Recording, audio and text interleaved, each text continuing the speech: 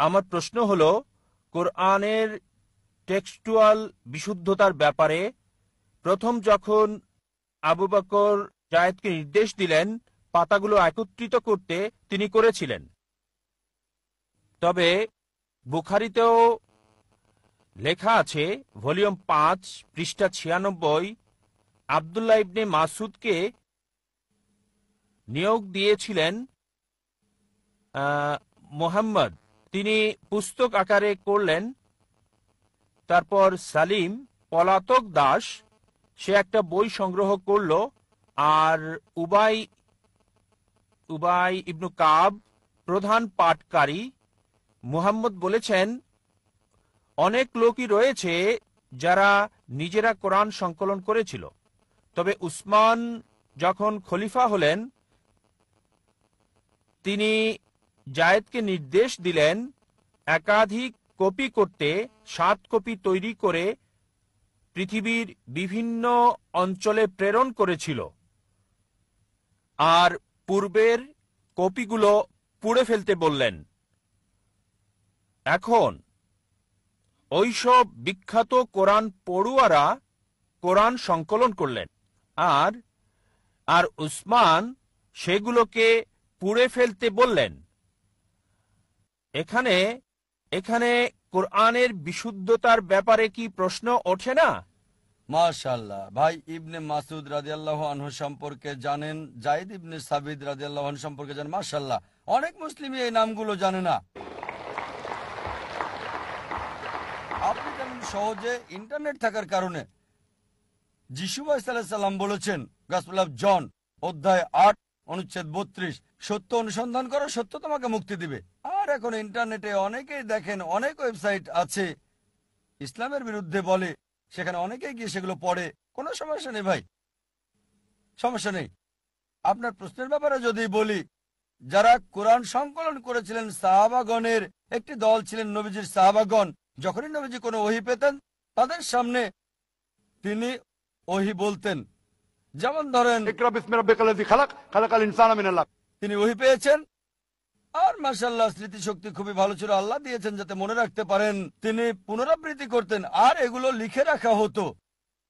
নবীজি নিজে তদারকি করতেন, তিনি ছিলেন উম্মি। কিভাবে করতেন যাচাই? বলতেন পড়ো। ঠিক আছে, তাই নবীজি নিজে যাচাই করতেন তাঁর জীবদ্দশায় কোরআনের যাই লেখা হতো তা সঠিক ছিল কিনা। তিনি নিজে তত্ত্বাবধান করতেন এবং নবীজি এই লেখকগণকে নিয়োগ দিয়েছিলেন। যখন ওহী আসতো 22 বছরের বেশি সময় ধরে সব লিখে রাখা হতো আর পরবর্তীতে একসাথে করা হয়েছে। সবকিছু তত্ত্বাবধান করেছেন নবী মুহাম্মদ সাল্লাল্লাহু আলাইহি ওয়াসাল্লাম, ক্রমধারাটাও। আর তারপর অনেক মানুষই নবীজির কাছে আয়াত শুনলে লিখে রাখতো নিজেদের নোটবইয়ের মধ্যে। অনেক সাহাবা এটা করেছেন, তবে এই ব্যক্তিগত সংগ্রহকে নবীজি চেক করে দেখেননি। ধরেন একজন টিচার নোট দিচ্ছেন, 100 ছাত্র তা লিখছে, কিভাবে জানবে তারা ভুল না ঠিক লিখছে? যদিও আমি লেকচার দেই আর কিছু লোক লিখে রাখে অধ্যায় নাম্বার, আয়াত নাম্বার, অধ্যায় নাম্বার, আয়াত নাম্বার, দ্রুত লিখে রাখলো, আর যাচাই না করে দিলে তারা বলবে, ও জাকির ভাই কথা বলেছেন। কোথায় আমি বলেছি? আমি কি চেক করেছি? তাই হয়েছিল। পরবর্তীতে অনেকগুলো ভার্সন হয়েছিল কোরআনের। ভার্সন মানে লোকজন মনে করেছিল তাদের ব্যক্তিগত নোটটাই হচ্ছে কোরআন। যখনই ইসলামের বিস্তার হতে লাগলো অনেকেই জানতো না যে কোনটা আসল কোরআন। আর সেই সময় সংকলন করা কোরআনের কপি হযরত আবু বকর রাদিয়াল্লাহু আনহুর কাছে ছিল। পরবর্তীতে এই কপি ছিল নবীজির স্ত্রী হযরত হাফসা রাদিয়াল্লাহু আনহার কাছে।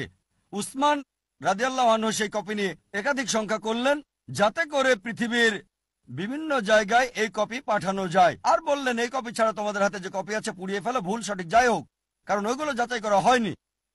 লোকজনের হাতে নিজস্ব নোট ছিল।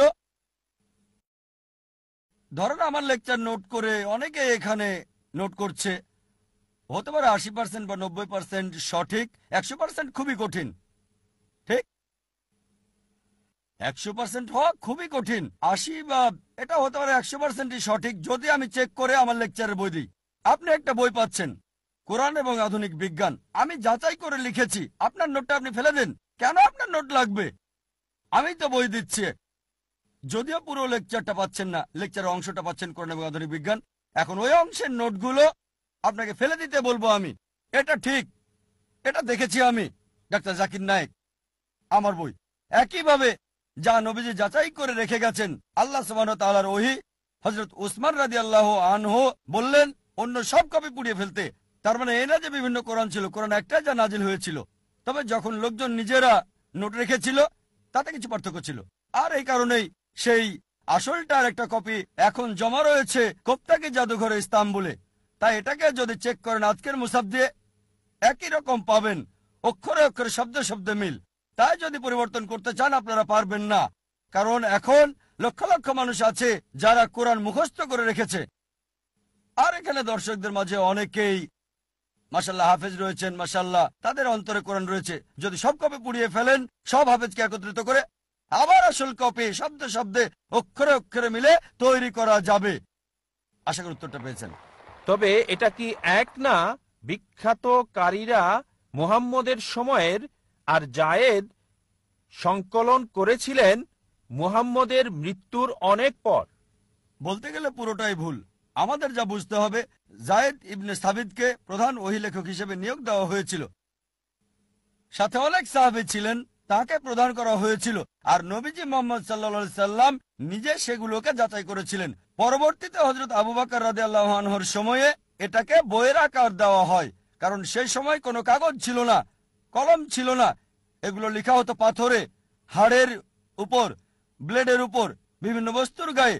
পরবর্তীতে এটাকে একটা বস্তুর ভেতর রাখা হয়, তারপর বই আকারে। কোথাও বলা হয়নি যে বিভিন্ন ভার্সন ছিল। তাই সকল ওহী লেখকদের আবার যখন কোরআন লেখা হয়, হযরত উসমান রাদিয়াল্লাহু আনহু সবাইকে ডেকে নিয়ে তাদেরকে দায়িত্ব দিলেন যারা প্রথম ওহী লিখেছিলেন, এবং আবারও জায়েদ ইবনে সাবিতকে প্রদান করা হয়। আশা করি উত্তরটা পেয়েছেন।